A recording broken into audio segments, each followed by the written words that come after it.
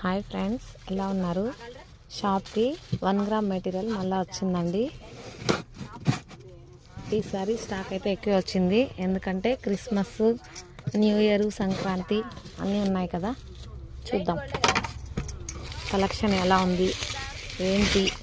మీకు ఏదైనా నచ్చినట్లయితే చూడండి, కావాలంటే నంబరు స్క్రోల్ అవుతుంటుంది, అందులో కూడా మీరు కావాలంటే సెలెక్ట్ చేసుకోవచ్చు. చూడండి, ఇవన్నీ antique Lakshmi bangle, 2 bangle set అండి.